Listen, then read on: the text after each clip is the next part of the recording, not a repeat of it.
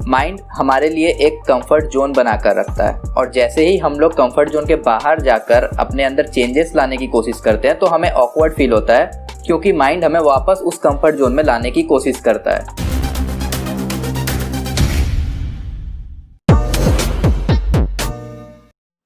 Welcome to Navnees view.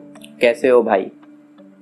अगर आप अपने हैबिट्स को चेंज करना चाहते हो पर कर नहीं पा रहे तो ये वीडियो एंड तक देखो। मैं रीज़न से लेकर सल्यूशन तक सब कुछ डिस्कस करने वाला हूँ इस वीडियो में। और ये काफ़ी कॉमन प्रॉब्लम है, ये कोई ऐसी एक्सेप्शनल प्रॉब्लम नहीं है। काफ़ी लोगों ने इस पर वीडियो भी बना कर रखा है, बट मैं थोड़ा यहाँ पे रियलिस्टिक अप्रोच रखूँगा, प्रैक्टिकल बातें करूँगा, कुछ फालतू की मोटिवेशनल लाइंस नहीं बकूँगा मैं इस वीडियो में। पहले रीज़न की बात कर लेते हैं कि क्यों आदत बदलना इतना मुश्किल होता है। The reason is homeostasis. Homeostasis is actually the tendency of organisms to maintain stability. ये टेंडेंसी फिजियोलॉजिकल रेल में भी है एंड साइकोलॉजिकल रेल में भी है। मैं यहाँ पे साइकोलॉजिकल रेल पे फोकस करूँगा क्योंकि ये वीडियो उसी से रिलेटेड है। हमारा माइंड एक स्टेडी स्टेट में रहना चाहता है, इसलिए जब भी हम लोग कोई नई एक्टिविटी को अपनी हैबिट बनाना चाहते हैं तो हमारा माइंड उस चीज़ को रेजिस्ट करता है, क्योंकि चेंजेस नहीं चाहता है। माइंड स्टेडी रहना चाहता है, होम्योस्टेसिस मेंटेन करके रखना चाहता है।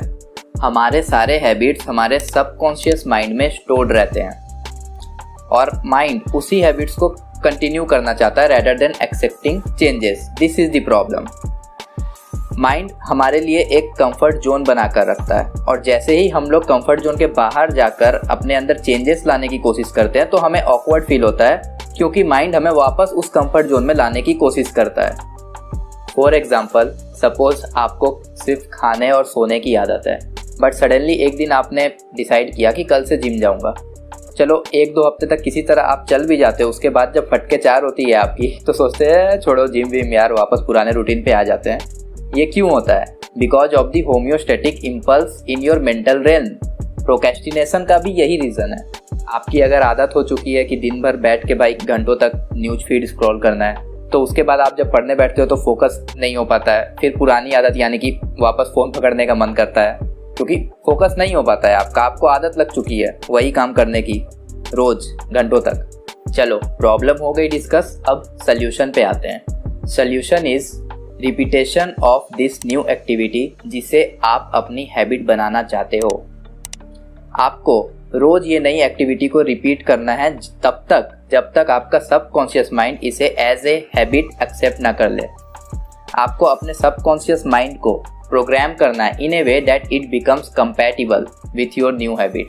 एंड इस प्रोग्राम का एल्गोरिदम है simply repetition of your new habit.